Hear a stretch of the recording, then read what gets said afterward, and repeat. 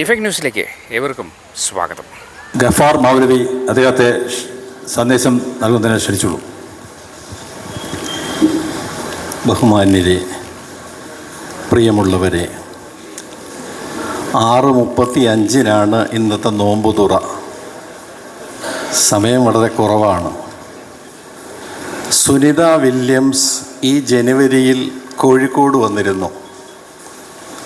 കോഴിക്കോട് ബീച്ചിൽ പതിവ് പോലെ അവർ രാവിലെ നടക്കാനിറങ്ങി. തിരിച്ചറിഞ്ഞ ജനങ്ങൾ സിനിമാ താരങ്ങളെ പൊതിയുന്ന പോലെ അവരെ പൊതിഞ്ഞു. ബുദ്ധിമുട്ടി വിഷമിച്ച് അവർ കഷ്ടപ്പെട്ട് പെട്ടെന്ന് തന്നെ എങ്ങനെയോ രക്ഷപ്പെട്ട് ലോഡ്ജിലെത്തി. വിവരം പറഞ്ഞ് പത്രക്കാരെല്ലാം വന്നു.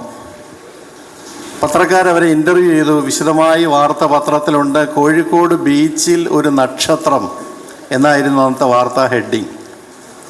അവർ പറഞ്ഞ കാര്യങ്ങളൊന്നും പറയാൻ സമയമില്ല. ഒറ്റ കാര്യം, 608 ദിവസങ്ങൾ ബഹിരാകാശത്ത് ചിലവഴിച്ച ഒരേ ഒരു വനിതയാണ്. ഗുജറാത്ത് ബേസ്ഡാണ്, നമുക്ക് അഭിമാനിക്കാം.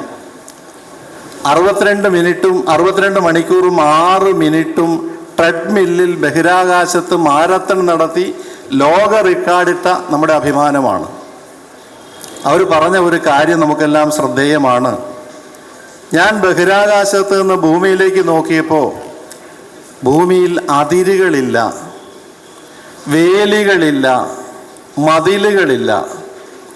എല്ലാവരും ഒരുപോലെ. ഈ ഭൂമിയിലെ മുഴുവൻ മനുഷ്യരും അനുഭവിക്കുന്ന സൂര്യപ്രകാശം ഒന്ന്, ചന്ദ്രൻ്റെ ശീതളിമയൊന്ന്, എല്ലാവരും കുടിക്കുന്ന ഉപയോഗിക്കുന്ന വെള്ളം ഒരേ മഴമേഘത്തിൽ നിന്നും പെയ്യുന്നത്, ഒരേ കാറ്റാണ്, വായുവാണ് ശ്വസിക്കുന്നത്. എന്തിനാണ് പിന്നെ മനുഷ്യർ ഇങ്ങനെ തമ്മിലടിക്കുന്നത്? എന്തിനാണ് ഇങ്ങനെ പരസ്പരം വിദ്വേഷം പുലർത്തുന്നവർ ചോദിക്കുകയുണ്ടായി. സഹോദരങ്ങളെ, ഇതാണ് നമ്മുടെ ഇഫ്താറിൻ്റെയും സന്ദേശം. ഈ ലോകത്ത് നമ്മൾക്കിടയിൽ കുറഞ്ഞ കാലത്തെ ജീവിതത്തിനിടയിൽ ദയവായി മതിലുകൾ സൃഷ്ടിക്കാതിരിക്കുക, വിദ്വേഷങ്ങൾ ഉണ്ടാകാതിരിക്കുക.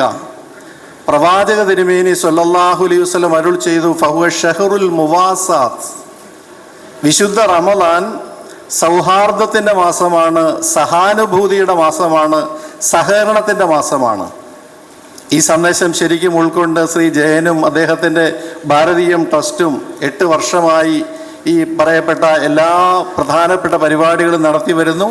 ഒരുപാട് സഹായങ്ങൾ ചാരിറ്റി ചെയ്യുന്നു. എല്ലാ അനുഗ്രഹങ്ങളും ഉണ്ടാകട്ടെ. ഇവിടെ പങ്കെടുത്ത് നമുക്ക് എല്ലാവർക്കും മനുഷ്യരായി, നല്ല മനുഷ്യരായി ഒന്നിച്ച് ഒറ്റക്കെട്ടായി നീങ്ങാം. നന്ദി, നമസ്കാരം.